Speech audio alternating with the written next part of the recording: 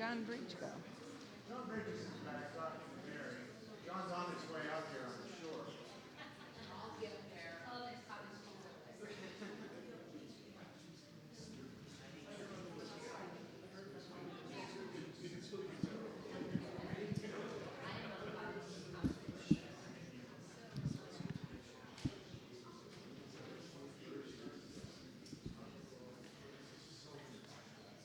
Well, welcome. How was the tour? This is a great museum, so I hope you all enjoyed. We're really pleased to be here. For anybody who doesn't know me, my name's Jan Levy, and I'm co-chairing this Future Vision implementation effort, along with my co-chair, Kathy Gibson, our former district governor and former president. I have to start with a few thank yous. Thank you number one goes to Stephen Morris. He's a member of the implementation team, and he has done all the heavy lifting to put this event together. That's from the tour to the food. So thank you, Stephen. They're not in here, but I want to thank the staff of the Frye. That's John Lee Lacey, who led your tour, Anique Garcia, Becky Cowles, Allison Kramer, and of course the caterers, who you will see later. That's Grayson Corrales and Sam Mikasel, and I've probably butchered all their names, and I apologize. But please, let's give a round of applause to this Frye staff.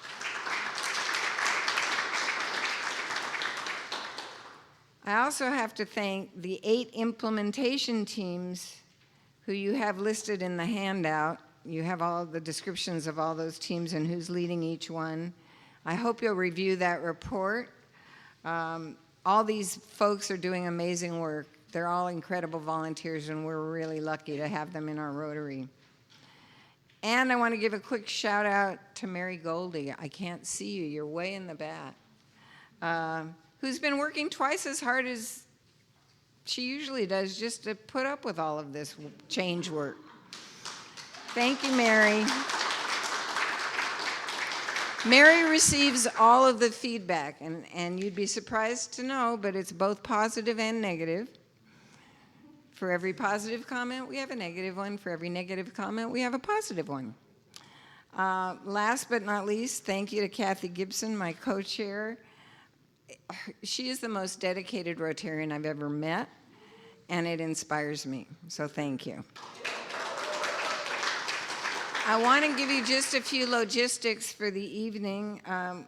We're going to give you an update on where we are in the Future Vision. We're going to hear from each of the implementation team leaders. Do not try to say that fast. Then we're going to have time for you to get your questions answered. And that's going to be the bulk of our program. The food and drink, which will be out in the foyer after the meeting, is covered, and that includes your first drink. We are covering that. If you want to have a second drink, you have to pay for it. And you're on the Rotary honor system here. We're not policing anybody. But Rotarians, there's something about the truth. Is it the truth? I want to get one more round of applause for all of our volunteers that have been putting all of this together, and then I'll move into our update. Can I get one more round of applause? Thank you. John F. Kennedy once wrote that change is the law of life. Those who look only to the past or the present are certain to miss the future. Well, our club's future is what we're talking about here. And I, for one, don't want to miss it. And I hope you don't either. Let's take a step back for a minute. In July of 2023, a task force was formed to undertake creating a future vision for our club. Their charge was, and I quote, to envision a Rotary Club of Seattle that is thriving and relevant because it boldly meets the current and future needs of our community and our members. That group did a lot of research, and they conducted a members survey in January of 2024, which received almost 130 responses. That's a really good rate of response. Their work concluded in March, and they gave a report to the board, which was adopted at the end of March.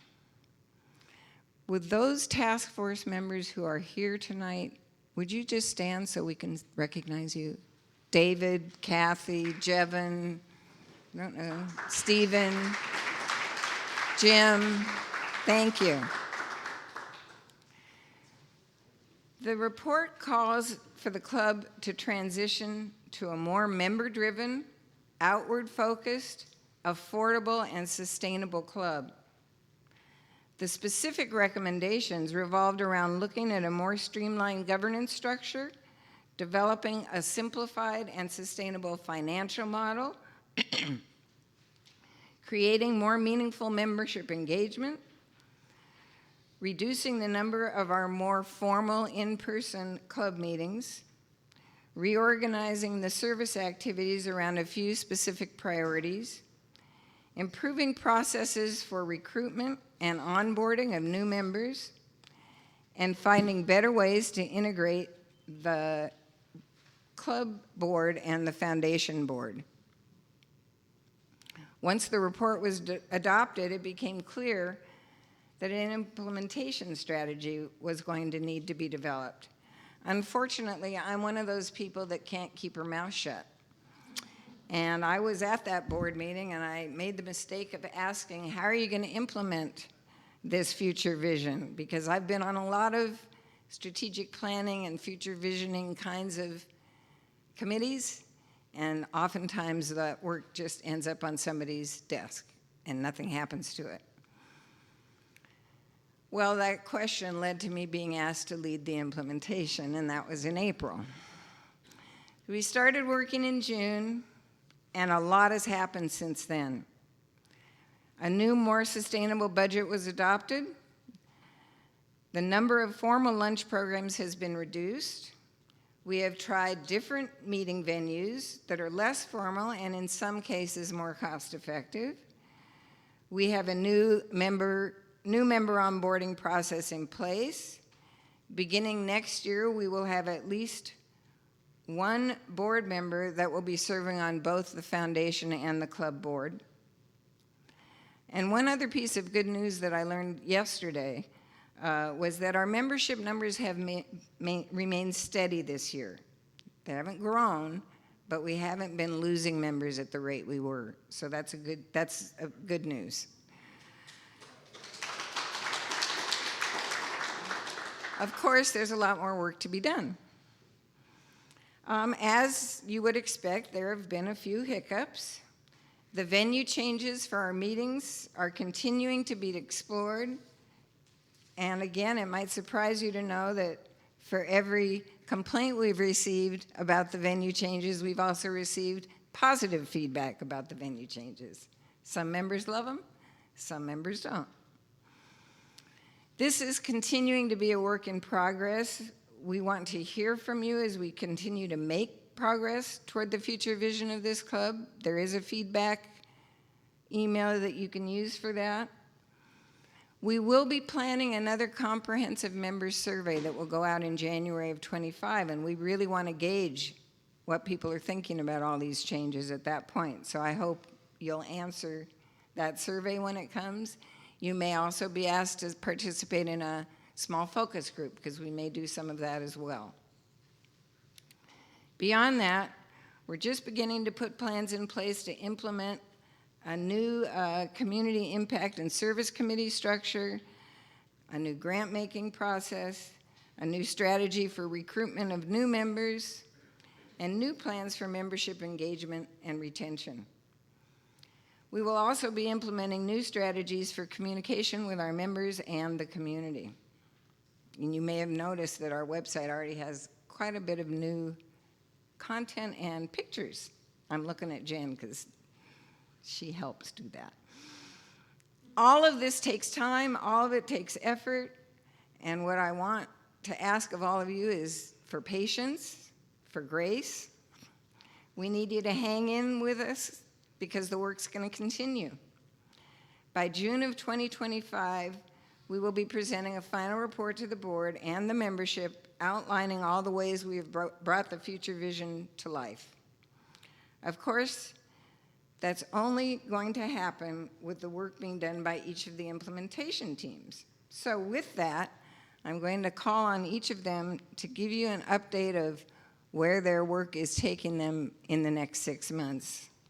We're going to start with Stephen Morse, who is the membership recruitment and onboarding team leader. Tell us what's next for membership recruitment. Perfect. So this has been quite a project, and I think we owe a round of applause to Jan Levy for leading all of this.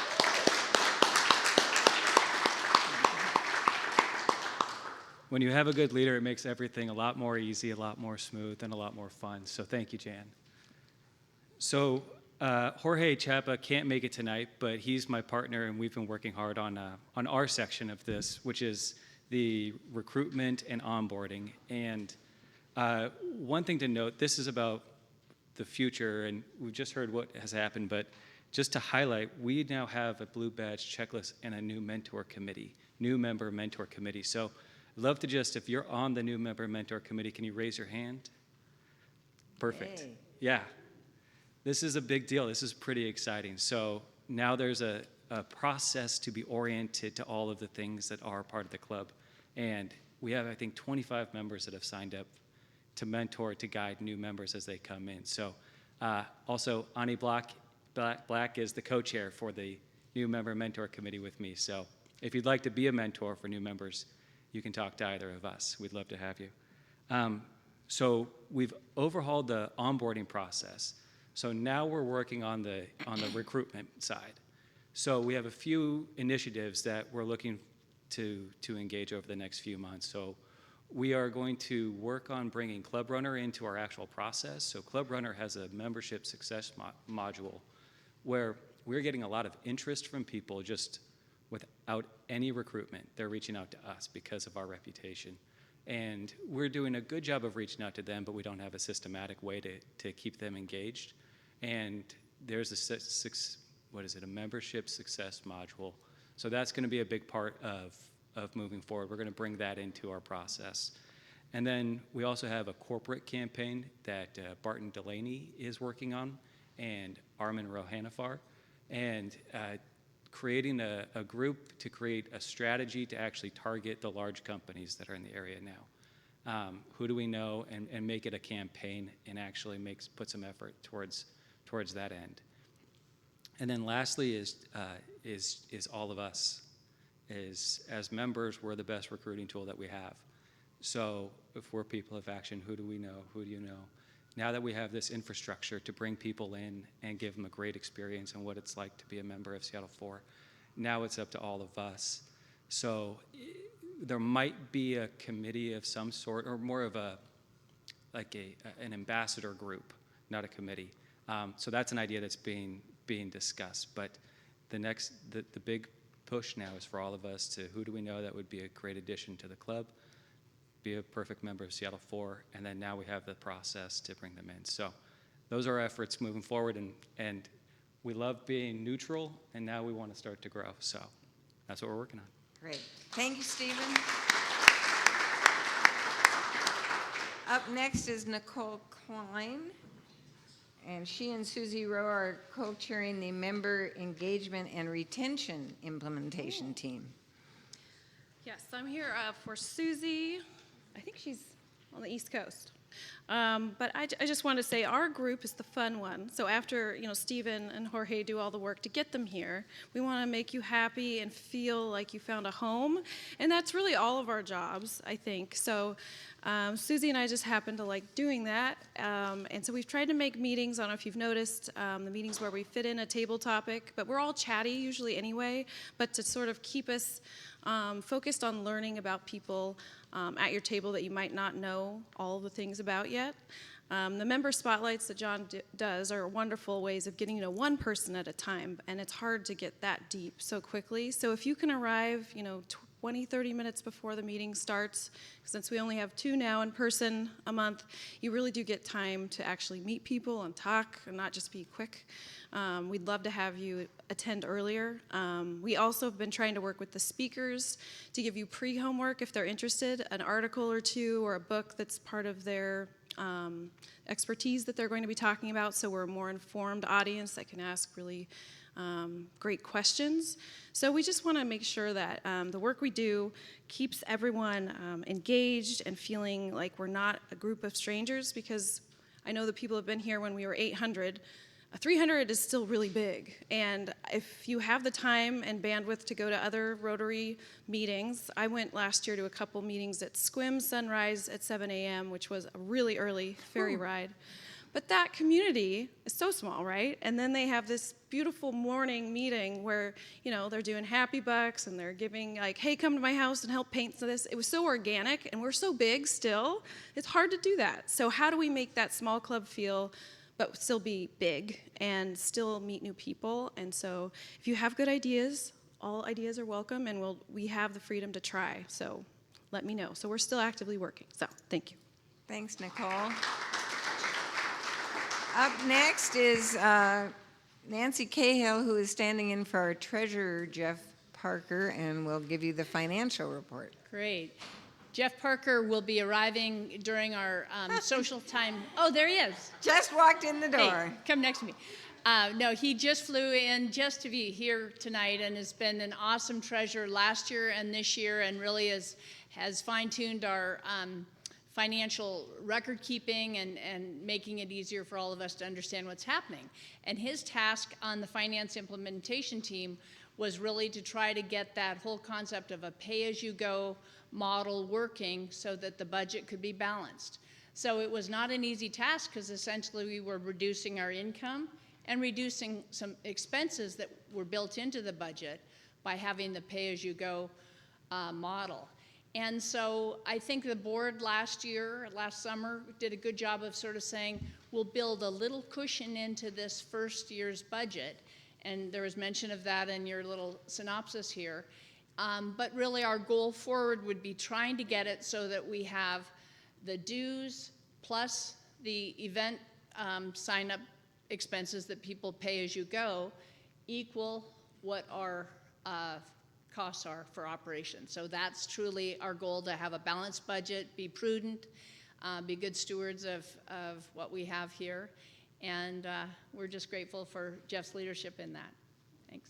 Thank you. Up next is David Froome to tell us what's happening with meetings. This is the most visible part of the changes, which of course you've all seen.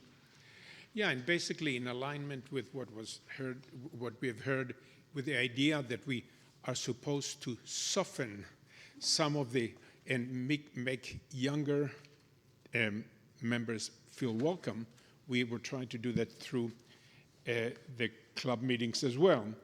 And first and foremost was the fewer downtown hotel formal lunch meetings. And as you can tell, we are meeting at the Plymouth Church. We had the meeting that took place at the adjacent to the Coast Guard. And we are trying, and clearly we have the evening meetings that are totally different and intended to be much more informal. Beyond that, we are trying to prioritize much more member engagement, particularly, as was said, the new member introduction and the long-term member spotlight, which is wonderful to have. We are trying to get more engagement into the meetings, but that won't start until next year, as we are getting there. We are just, we don't yet have it built into the programs, and moreover, we are trying to get as many ideas from the membership as we can get, and both for speakers and for the type of activities that we can do during the meetings. Thank you, David. He's got one of the hardest jobs, I think. Jim Stevens is here to talk about community service.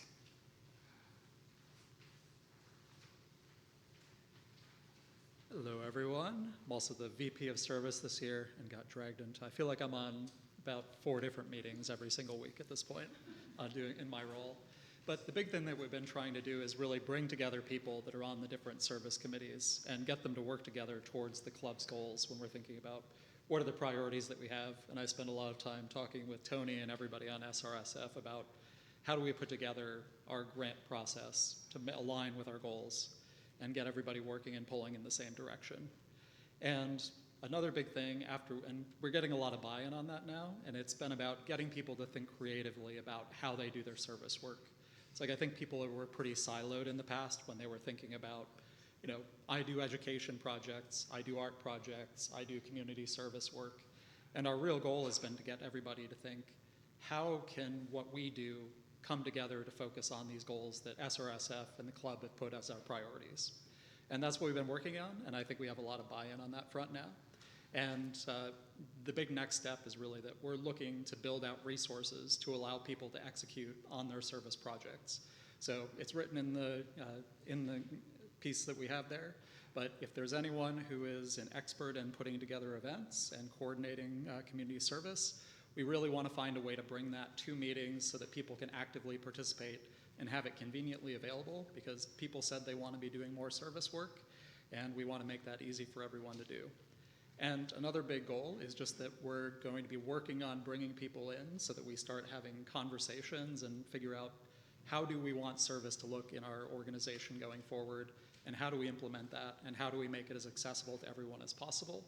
And the other big priority that I think we should be working on that ties in with new members is, rather than it just being grant making and service projects that are focused on our club, I think we need to figure out ways to bring the community into our events and invite them and advertise, and working with Jen and her team. And I need somebody to also work on kind of marketing and advertising, and how do we spread the word to the community that Rotary Seattle 4 is here to provide opportunities for people to get involved.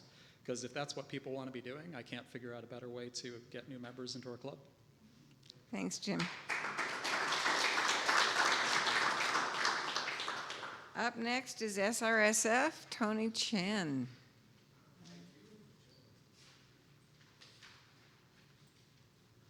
Hello, all. In response to Future Vision initiatives, your foundation, SRSF, has actually been pretty busy. As you know, all your donations, thank you, come into SRSF, and we steward those funds and we give them away as grants. This year, we have revamped our grant process quite a bit in response to member feedback. We've changed the grant process so that the grants are a lot larger, and there are going to be fewer of them. So we're going to give away probably around 200,000 this year to about 6 or 7 grants that haven't been decided yet that'll come in from members. Lori Walker and the board redid the grant process. They did a great job. And any member can bring in a grant, and the service committee that Jim talked about needs to sign off on them. But generally, they need to be in 3 categories that we've just sort of decided should be the focus. One is food insecurity. The other is the vitality of downtown. And lastly, education and literacy in the Seattle area. Also, a large part will go to international service. We've gotten a lot of feedback. There are a lot of people interested in international service in this club. They have a pretty strong commitment to that area. So about 25% of those funds will go there.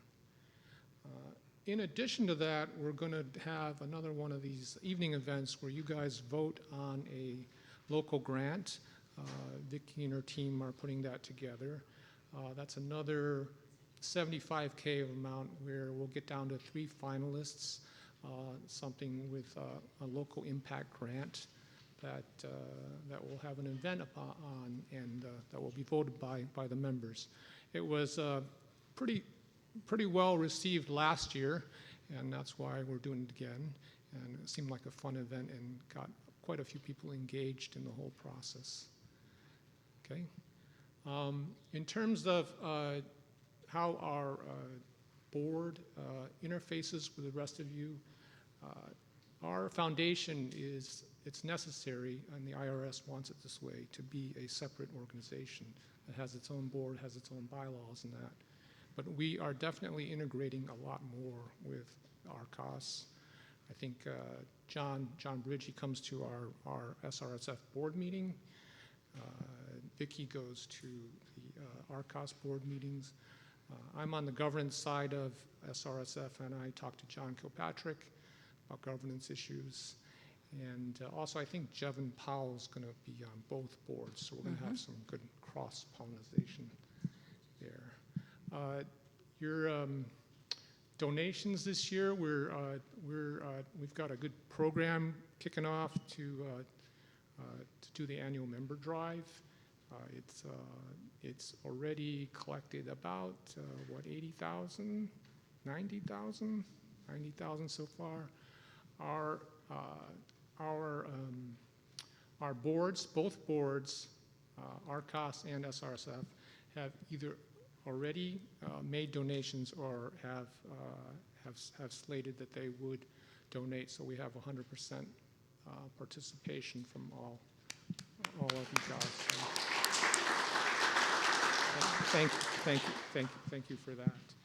And we hope to have a great drive this year and make our goal, and then we can do all these great projects for the community. Thanks, Tony. Up next is Jimmy Collins, who's going to talk about governance.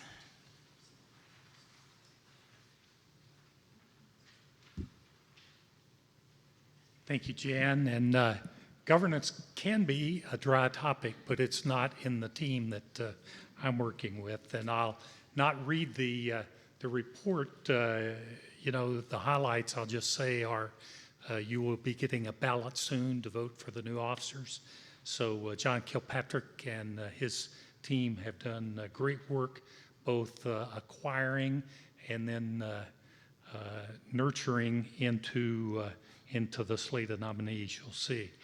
We've also had great counsel from Tom Massaros and others who will help us streamline policies and procedures and make them available on Club Runner in an easy to access way, so that it will be easier for us as members of the club to learn how we want to do things and then decide where to engage. Looking forward, over the next few months, we're going to work with each of the committee chairs to help streamline policies and procedures that are existing.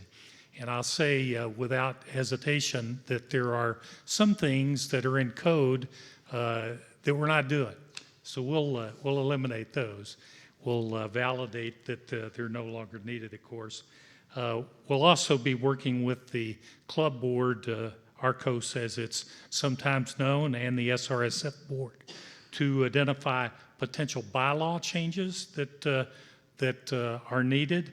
Although the last time we went through this drill, the attorney with Perkins Coie, who was our advisor, said, put as much as you can in policies and procedures so that the board can change it much more frequently. So that's really the focus of what we hope to bring forward. And then finally, we want the governance committee to be a standing committee focusing on leader development, so that if you are seeking mentorship on how to take a leader role, or if you are an elected, a president-elect, let's say, like I was several years ago, and you want a place to consult with where is talent that is ready, that governance committee will be able to help work with you to develop that list of potential people to consider. So my thanks to my cohort, Nancy Cahill, who's doing extra duty tonight to help our fearless treasurer. And Jeff, we're glad to have you back too. Thank you. Thank you, Jimmy. Last but certainly not least is Jen Gladish, who is leading our public image and community engagement team. I brought my phone with notes to make sure that I don't keep you any longer from the beverages and food that we will be partaking in, because as most of you know, some of you are yellow badges. If you give me the microphone, I might stay here a lot longer than was intended, so we'll stick to this. From the surveys that were conducted that informed the Future Vision Task Force report, you all were asked to rank the importance of some key topics that were integral to you having a positive club experience. The top 3 from those were your in-person meeting experience, friendship and fun, and service activities. And lucky for you, I agree with all of those things. I trust that you all can read, so I won't bore you with reading from the sheet that you have in your hands, but I hope you do review that after you leave. I'll just share some highlights about how I landed upon the strategy that my team is starting to implement now. While I do feel like we're having fun now that we're all arriving a little bit early to socialize before our formal meetings, our meeting turnouts and service activity turnouts have left a little bit to be desired, and we need to find the best way to make that happen, which is why you all would have received the most recent survey that went out, that was centered around communication and calendaring. Why are people not showing up? Is it a lack of desire? Is it a timing issue? And so we're working to take what we got from the Future Vision Task Force report and figuring out how are we going to implement things that will successfully get more people engaged and get our community engaged. And in turn, creating a better and a stronger public image that I think's been lost in the last 10 years around Rotary. Community engagement and public image both rely heavily on us as a membership being engaged and present. Our external presence also benefits from the effective use of social media and having a really modern website. I've been doing a lot of traveling for work, and I always attend a meeting wherever I go. Some of them are far worse than ours, but a lot of them are a lot better than ours, so we're working really hard. Mary Goldie is babying me along, figuring out how to make that a little bit more relevant, but we're getting there. And we're going to continue to glean information from surveys and other forms of feedback, like that email address that we have put in place to make sure that you have a place you can go to after a meeting to say, whoa, that food was great, I loved the venue, or hey, this left a little bit to be desired, because we truly want to hear from you. These things were not done as a punishment or a way to make us crumble. It was really here to make us stronger and make Rotary continue to be exciting. I am incredibly grateful for those of you who do provide feedback. Really grateful for those of you that step up to help and have come along for this incredible and I know sometimes challenging ride to make sure that we care for our club and really care for each other. So yellow badges specifically, I know you have to join a committee. If you are looking for a committee, the public image and community engagement is a team of 2, and I am really fun. Yes, she is. We have a few minutes. You came back from the tour a little later than expected. We'd like to know what questions you have. Yes. What is happening with our media recording? We've always had substantial personnel there filming our, our large meetings and then archiving them. Very expensive. It's extremely expensive. That continues to be one of the highest costs of our lunch meetings. And Mary, where are you? Are you in here? Do you want to speak a little bit to the AV costs? Are they coming down? They are lower now that we're with third reel as opposed to Live Oak. It's come down several $100s each meeting because of that. And it's not because the reason it's costing so much is not because the Zoom stream. Like that's not the reason. You know, even if we got rid of Zoom, we would still need the screens, we would still need mics, musicians, all those separate elements, the mixing board and all that will still need to happen. So just getting rid of Zoom does not get rid of these high AV costs. So I want everyone to know that. But it is getting lower. And then it also depends on our new venues we're looking at as well. So oftentimes we can get the AV in-house at a good cost as well. So we're always looking at different options. I hear about this all the time, but until our members, create a plan or, we want to invest as a club in equipment to do this ourselves and have members run this, that's kind of your only other option. So we are, with what we are doing right now, for now, yeah. As was said earlier, it continues to be a work in progress. Other questions? I don't want to keep you from the liquor outside. Yeah. Is that Ken? I can't really see. Yes, as mentioned that there was a focus on youth, younger membership. Is there also a focus on people of color? Stephen, where are you? Not Stephen. I'm over here. I mean, yes.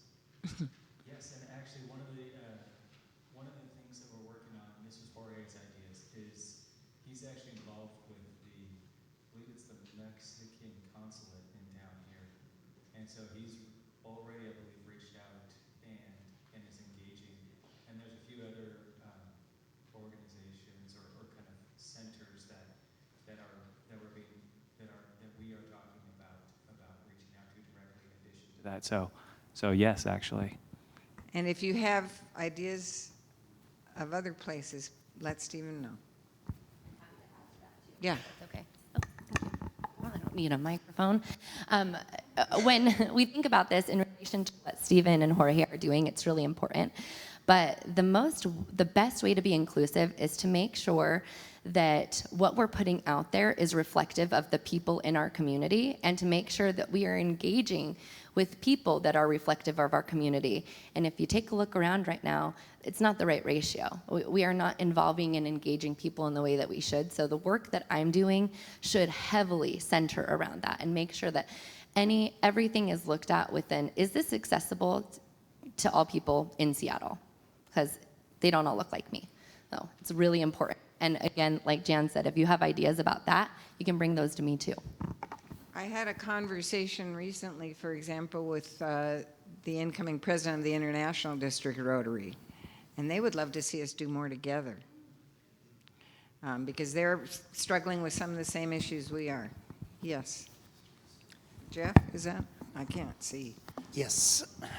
And one suggestion, and then some shameless plugging as well. So I'm Jeff Borek. I'm a past president of your club. For the newer members that weren't here during the pandemic, I got to do all my meetings via Zoom. So I'm proud to have been asked to be involved in the district, and I'll be your district governor coming up in July. So it's coming at me like a... Thank you for that, but I'm just really humbled. It's coming at me like a freight train, but one of the things I wanted to do is to highlight the fact that there are resources to network beyond our club itself that will help grow our club. So one of them is there's going to be a multi-club meeting at lunch over on the east side coming up in March timeframe. But the other thing I wanted to shamelessly plug are two things. One, I just taught the third cohort of the RISE program. It's a free, relatively free, low-cost support training session for any Rotarian, especially for blue badges, but it's the opportunity to participate in online servant leadership education. And they asked me to be a mentor, and then they came back and said, would you teach one of the sessions? And I've gotten just as much out of teaching them as I have been able to deliver to those students. So keep that RISE program in mind, because I think it's a strong recruiting tool to talk to companies about corporate membership, because a lot of companies cut back on training their people when things get tough. So you can go to them, talk to them about the value of having their people participate in Rotary, and as part of that, they get exposure to this great program. Lastly, there was a district conference up in Canada that was really invigorating, but it was also a little on the expensive side. It also was a financial struggle because the district had lost its muscle memory about how to do that effectively. And so this past, about a month ago, the current district governor had a gala to support TRF down at SeaTac. I'm putting myself out there by committing to doing a district conference in the spring of '26. It's going to be in Walla Walla. You're going to hear more about it. But in order for that to be successful and vibrant, We need all of the clubs in the district to be aware of it, to be thinking about it, and to put together groups that commit to actually attending it. Because I could have taken the path of least resistance. I could have said, oh, well, I'm going to play it safe and just do another gala. But I think it's important to have events like this district conference to energize the members and expose more folks to the opportunity of Rotary. So thanks for the time. Thanks, Jeff. Are there any other burning questions at the moment? If not, I'd like to bring Kathy Gibson up to close us out, and then it'll be time for drinks and food. Best part of the night. Well, thank you to the implementation team members who participated tonight. I hope everybody who heard what they said appreciates how much progress we're making. We're in a year of transition, and that can be uncomfortable because we've kind of left the shore, but we haven't landed in our new place. We're out at sea. I wanted to just share a couple of things as we reflect on tonight and what's coming for the balance of the year and the balance of our look forward as a club. I'm going to start with Paul Harris, who founded the Rotary movement back in 1905. He's got a lot of quotes. Maybe you've heard some of them. I want to share one of them tonight. It's a quote he made in 1935 when the Rotary movement was just 30 years old. And he said, "This is a changing world. We must be prepared to change with it. The story of Rotary will have to be written again and again." I think he could be standing here tonight and say those very same words to us. So essentially, our founding father of Rotary acknowledged that Rotary is going to have to change, and we are going to have to be responsive. In fact, he actually, in many ways, issued a call to action to Rotarians then and now to stay current with the times, to change as our environment changes. And I think that's what we're embarking on. In fact, I'd like to think when Nancy, who was president when our Future Vision initiative got launched, that she had Paul Harris's words in mind, consciously or unconsciously, recognizing that it was time for us to look forward and say what needs to be different. The big question that Future Vision Task Force was asked to answer, is what will make Seattle Rotary vibrant, relevant, and impactful in the future. We have been just that in the past. There are Rotarians in our past who helped build a very strong club that we have benefited from. But as we look forward, we are not now building a club for ourselves as much as we are building a club for the next generation of Rotarians. And it needs to be relevant and impactful for them. It may be a little bit uncomfortable for us as we transition to that. But that is the challenge that we've accepted, is to build and revitalize a club that will endure for the next 100 years and for the Rotarians of the future. Tonight you heard about all the significant transitions that are already underway and the continued work that's going to be required so that we do become a more diverse, a more sustainable, a more member-driven club known for visible, high-impact project work around our community. Together with Jan and our implementation team, I want to ask you who are here tonight and those who aren't here tonight, please reach out to people. Please lean in and work with us. Please help us get through this year of transition.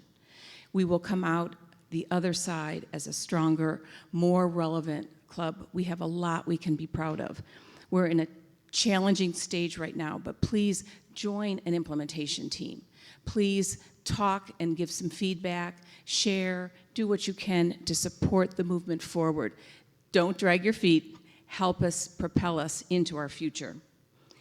Indeed, I'd like to think that as we move forward toward our future vision, we become a model for what Rotary's international vision is. And we've probably heard this all before, but I'm going to go ahead and repeat it one more time.